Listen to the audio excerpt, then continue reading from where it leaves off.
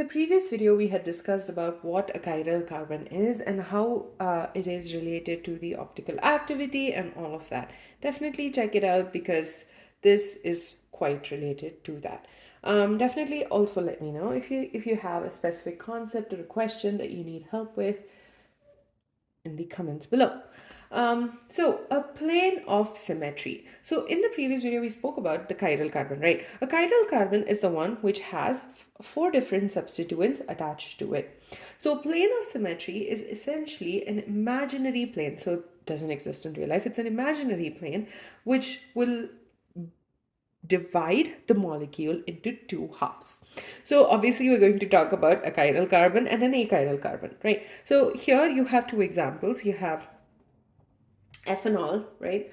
Ethanol over here, and you have butane 2-ol. So we know that butane 2-ol is this carbon is chiral, whereas in this case, because it has two similar substituents, it's not a chiral carbon. And also methyl, they're not going to be chiral. So what a plane of symmetry is it divides the molecule into two similar like halves, right? So when you have a mirror over here, what would happen is it would just be this hydrogen and you would have this hydrogen as well. So essentially what's happening is it's able to divide our molecule into two equal or two similar halves. So this basically means that the mirror image is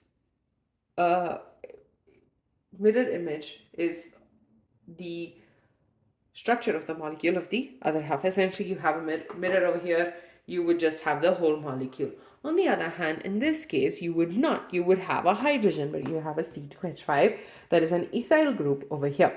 So essentially, when you have a when you have a molecule that has a chiral carbon, it cannot be divided into two identical halves. Whereas in case of a molecule which does not have any chiral carbons or it is achiral, you can divide the molecule into two equal halves. So it has a plane of symmetry in this case. In this case, it does not, because here it is not possible to put a mirror in between and you'll have the same.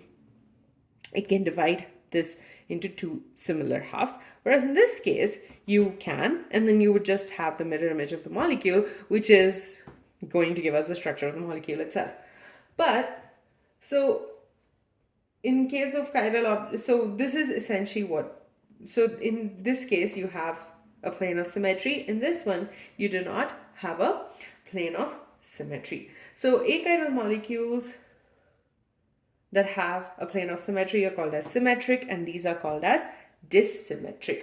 And I promise all of this will start making sense after we talk about SN1 and SN2 reactions relate them to stereochemistry. But I just felt the plane of symmetry is quite an important topic for you to know about, because the plane of symmetry also decides if a molecule is optically active or not. Generally, molecules which do have plane of symmetry are not optically active, whereas the ones which don't have a plane of symmetry are considered to be optically active. Okay, so that's all. So achiral carbon has a plane of symmetry, optically inactive.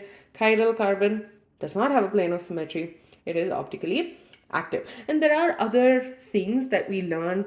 I learned all of this when I was doing masters in organic chemistry, but where we learn about the optical activity and the plane of symmetry. I also actually learned about the different operations that we could do to figure out if a molecule is optically active or not.